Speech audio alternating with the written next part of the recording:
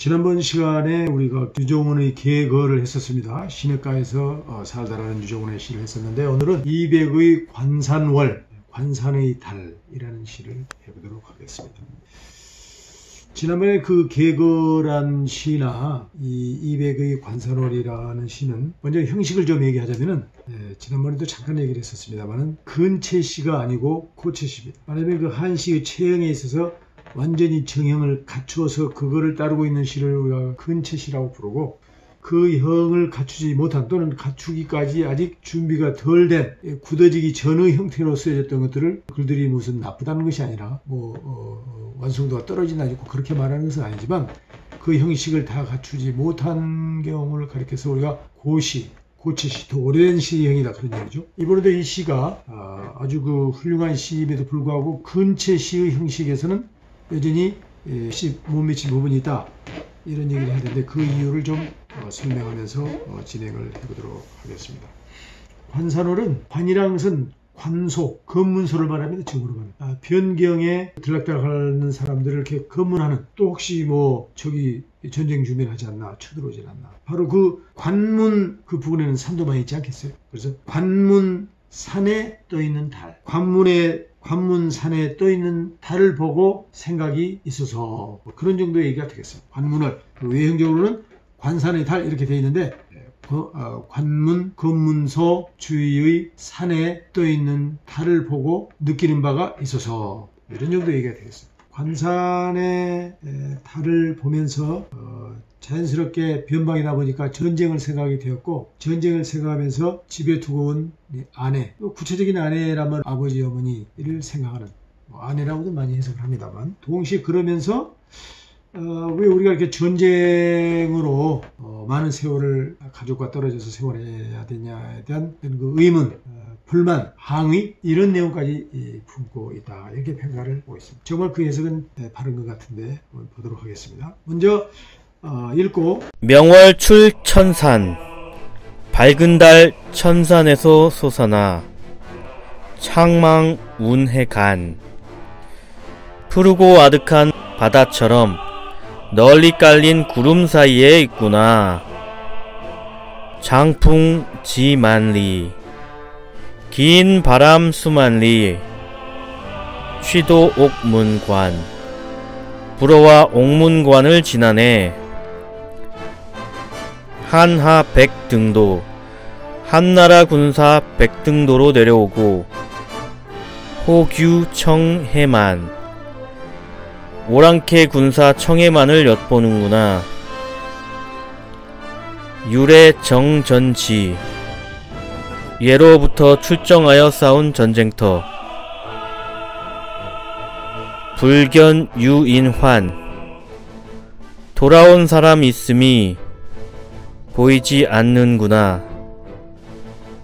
수객 망변색, 수자리 지키는 병사들 변방의 고을 바라보며 사귀 다고안, 고향에 돌아가고 싶은 생각에 많이 괴로워하는 얼굴이여라. 고루 당차야, 높은 다락에서 이 밤을 맞아서 탄식 미응한, 탄식하며 마땅히 편히 쉬지 못하리라.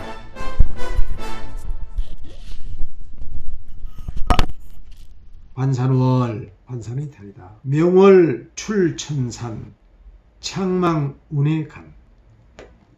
이 한자 해석은 내려가면서 그대로 해석하면 됩니다. 영어 해석보다 더 이렇게 복잡하지 않다고 볼 수 있습니다. 단지 우리가 영어 단어보다도 한자의 단어에 익숙하지 않은 시대가 돼서 좀 불편을 느껴서 그러지, 해석에는 그렇게 어려울 것이 없다. 쭉 내려가면서 하면 된다. 밝은 달은 천산에서 솟아나오고, 밝은 달이 그 천산 산맥의 산에서 떠오르더라, 그런 얘기입니다. 그 관산에서 지금 달을 보면서 쓴 시니까요. 창망 운해 간, 푸르고 아득한 구름 바다는 밝은 달 천산에서 솟아나 푸르고 아득한 구름 바다 사이에 있더라. 구름 바다라는 것은 이제 바다처럼 널리 깔린 구름을 그렇게 표현하겠죠. 그래서 푸르고 아득한 바다처럼 널리 깔린 구름 사이에 떠 있구나. 자, 그렇게 이제 그 관소의 달을 바라보면서 처음 글을 써 내려갔습니다. 그래서 이제 좀 시야를 이렇게 확대시켜서 좀 멀리 바라보니까 장풍 기만리 취도 억문관 긴 바람 큰 바람 거내게 한다. 연관이 안 되면 안 될 테니까 경을 보고 정을 일으키는데 경치를 보고 마음을 일으키는데 그것이 아주 연결이 되어가지고 큰 감동을 가져오게 한다면 그것은 좋은 시가 된다. 그런데 그렇게 정경일치의 좋은 남녀 이별 아내와 남편의 이별의 안타까움을 잘 얘기하면서 동시에 이것은 전쟁을 반대하는 왕들의 영토 확장을 통한 목표로 하는 그 정치적 야심을 반대하고 꾸짖는 그러한 내용을 충분히 여기에 담고 있다. 여기는 고래로 우리 선배들이 와서 싸웠던 전쟁터인데 돌아간 사람이 없었다지 하는 얘기는 이게 그냥 안타까운 얘기거든요. 자기 목숨도 지금 그렇다는 얘기고 언제 돌아갈 수 있을지 모른다는 얘기니까 정말 여기 말한 것처럼 괴로운 표정의 얼굴로 가득 차서 아내를 그리워하는 마음으로 괴로워한다. 그런 얘기가 될 수 있을 것입니다. 아주 그 200으로서는 정경융합의 이별의 시 생이별을 잘 얘기했고 동시에 군주의 전쟁 야욕을 반대하는 면에서도 성공을 했다. 반전시다. 반전시 또는 염전시. 이 우리 한자 역사적으로는 비전시, 전쟁이 아닌 전쟁을 반대하는 시다. 그래서 비전시, 반전시, 염전시 이렇게 부릅니다. 우리는 비전시란 말은 잘 쓰지 않습니다만 문헌에서는 보면 비전시라는 표현이 많이 나옵니다. 우리로 말하면 반전운동도 시다. 이와 같은 거를 이미 송나라의 시 비평가가 멋지게 표현을 했어요. 이 시가 잘 된 것을 송나라 양재현이라는 사람이 분류보주 이태백집 분류하고 왜 우리 조선시대 선배들이 많이 읽었던 분류두공부 시집이라는 게 있지 않습니까? 두보시지 시를 우리 선배들이 교과서로 삼았는데 그러니까 두보를 두공부라고 부른다고요. 그래서 분류두공부시 그러면 두보시를 분류해서 엮어놓은 책이다. 그래서 분류두공부시 그런 표현을 썼는데 분류보주 이태백집 그러니까 분류하고 해설을 보충한 이태백 책 묶음이라는 책에서 학자, 계, 숙미지, 자, 불편천의 배우는 자가 모두 이를 깊이 생각하고 음미하면 절로 치우치고 얕아지지 않으리라. 결코 절로 편벽되지 않고 천박해지지 않을 것이다. 평가가 알맞다 할 수 있겠습니다. 자, 이 시를 보면은 또 좀 더 우리가 보여야 할 것이 시를 쓰는 데 있어서 중요한 것은 과거의 선배들이 이러한 분위기를 이러한 상황을 어떻게 했는가 하고 그들이 갈고 다듬어놓은 그 시 분위기, 시취를 잘 활용하는 것이 중요합니다. 그런 것 없이 그냥 책상에 아무 자료 없이 나는 글을 쓰겠다. 이 방식은 시에서는 좋지 않아요.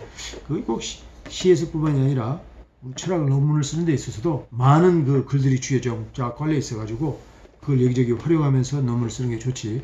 그런 것 없이 혼자 창의적인 생각에 대해서 글 쓰겠다. 이런 것은 논문에서도 좋아하지 않지만은 시에서는 특히 과거의 선배들이 얼마나 이와 같은 분위기에 어떠한 상황의 용어들이 사용되게 했고 어떻게 전개했는가를 활용한다는 것은 굉장히 중요한 것이 됩니다.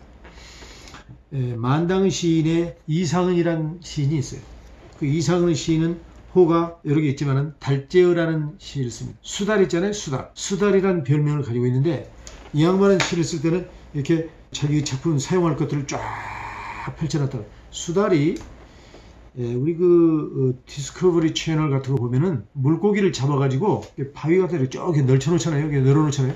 좀 후에 먹으려고 그러냐. 말하면 저축을 할 줄 아는 거예요. 그래서 이렇게 달재 수달이 그런 먹이 준비를 한다고 그래가지고 책을 이렇게 열리 널어놓은 것을 빗대가지고 달재어 그 양반의 책상에는 수많은 그 고기들이 있는 것처럼 자료들이 널려 있어가지고 이렇게 뽑아다가 시를 썼다. 뭐 그런 얘기였습니다. 그건 뭐 칭찬의 얘기입니다. 그런 것처럼 우리가 시를 쓰는 데 있어서는 여러 가지 선배들이 어떤 방식으로 썼는가를 활용할 필요가 있는데 여기도 보면은 이미 옥문관, 전쟁시, 변세시, 관문의 시라고 그러면 옥문관이라는 얘기를 이렇게 활용하게 되어 있습니다. 그래서 그 옥문관을 활용한 그 유명한 시가 뭐냐? 왕지환이라는 시, 왕지환은 시인의 출세, 변방에 나아가다라는 시가 있는데요. 보면 이제 옥문관이라는 얘기가 나옵니다. 강적, 하수, 원양유, 춘풍부도, 옥문관, 이렇게 옥문관이 나오죠. 이런 거가 그 사람이 사용하면 내가 사용하고, 200이 사면 왕주가 있으면 200이 써. 또 그들이 썼으면 우리들이 좀 금세도 서울에서 쓸 수 있는 이런 것이 좋다. 그래서 강족의 피리는 왜 하필 원망스러운 이별곡 양유곡을 부르는가. 봄바람은 옥문관을 건너지도 못할 텐데. 그건 이별의 노래니 그런 거 불러봐야 나는 상관이 없다. 필요 없는 것이다. 정말 내가 이 검문소에 근무하는데 봄바람이 와줄는지도 모른다. 그런 좋은 봄이 올는지도 모른다.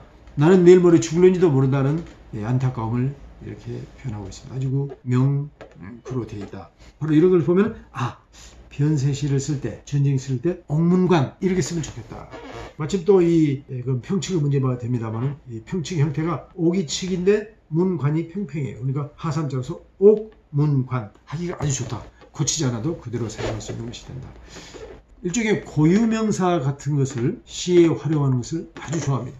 대동강의 부병루 이런 걸 쓰면 또 좋아할 수 있단 말이에요. 왜? 부병루란 단어가 이미 가지고 있는 1000년, 2000년의 역사에 아름다운 사건, 괴로운 사건 여러 가지 것들을 다 함축하고 있다는 거예요. 근데 단 세자 빌려가지고 자기가 필요한 부분을 부병루로 갖다 쓸 수 있기 때문에 이미 좋은 거예요. 그래서 평칙이 맞기만 하고 부병루가 괜찮죠? 부병루니까 칙칙평이 된다. 그래서 그런 것을 활용하는 것을 아주 좋아한다. 근데 이제 고유명사가 그런 평칙이 맞아떨어지지 않으면 바꿔보거나 옆으로 돌리거나 그게 딱 맞아떨어지면 아주 좋다. 여기서 옥문관 이렇게 사용하는 것을 알 수 있습니다. 시도 잘 쓴데다 옥문관까지 딱 쓰니까 옥문관 하면 벌써 변방시키고 괴롭다 그러는데 봄바람도 불지 않는다. 딱 같이 어울린단 말이에요. 아니 옥문관에서 춤추고 놀았다는 이런 얘기를 해서는 안 되죠. 옥문관은 고통스러운 곳인데 옥문관에서 술 마시면서 즐겁게 놀았다 이러면 안 되고 그러겠죠. 그런가 하면은 옥문관 하듯이 옥문관 바로 옆에는 또 양관이 있어요. 양관. 두 개의 관문이라고 그랬죠. 전부가 돈왕 현안에 있는 관문인데 이 양관 하게 되면은 유명한 또 왕유의 위성곡 또는 송원이사 안서로 가는 원이사를 사신 원이사를 송별하며 그런 시가 있어요. 위성곡, 위성의 노래. 거기 보면 이제 양관이 또 들어있어요. 그게 이제 친구를 송별하면서 쓴 시예요. 그쪽으로 가니까 권군 갱진일배주 서출양관 무고인 그대에게 권하노니 다시 한 잔의 술을 다 마시라. 서쪽 양관을 나서면은 친구가 없을 것이다. 술을 따라줄 친구가 없을 것이다. 이런 것은 친구를 송별하는 시이면서 역시 또 이런 양관이라는 변세의 얘기가 있어서 충분히 또 변세시의 일면도 갖추고 있다. 이것도 유명한 시죠. 또 그러다 하면 지금 우리 시 중에서 전쟁 시는 과거 조상들이 용맹을 떨쳤다는 무용담의 시가 종종 나오는데 그 무용담이 등장하는 경우는 좀 적고 지금 이 시처럼 전쟁을 가슴 아파하고 또 전쟁에 또 고통을 하는 그런 부분부터 얘기하는 것이 많이 되어 있습니다. 여기서도 바로 이 이백의 전쟁을 미워하고 혐오하는 반대하는 그런 내용이 있는데 그런 전쟁시 물론 아까 말씀드린 것처럼 몇 개의 시들은 우리의 선배들 중에 아주 이민족을 격퇴시켰다. 그냥 화살을 쐈는데 바위에도 꼽혔다. 이런 표현을 하면서 자랑스러운 선배들의 국방력을 칭송하는 시도 있습니다. 그러나 그거는 소수고 역시 전쟁과 관련한 전쟁시, 변세시는 다수가 전쟁을 반대하는 인민의 고통을 호소하는 군주의 전쟁 야욕을 비난하는 그러한 시들이 대부분인데 바로 이 이백의 관산월도 그 중에 하나라고 볼 수 있다. 또 그런 점에 있어서 전쟁에 나가서 돌아온 사람들이 많이 없었다. 그런 얘기를 한 시들이 이제 많이 있는데 거기에는 여기 제가 하나 소개해 놓은 것이 왕창령의 또 출세, 왕창령의 변방에 나가는 시가 있는데 거기에 보면 진시명월 한시관, 만리장정 인미환, 진나라 때 밝은 달 한나라 때의 관문에도 비치는데 만리길 멀리 원정 나간 사람 아직 돌아오지 않았다. 이런 얘기가 나옵니다. 이런 것도 모두가 전쟁터에 를 연상하게 되면 돌아오지 못한 죽을 수밖에 없었다. 또는 가더라도 늙어서나 돌아오는 이런 얘기들을 하고 있습니다. 그러면 대개 시들이 전쟁터에 가서 늙어서 돌아왔다.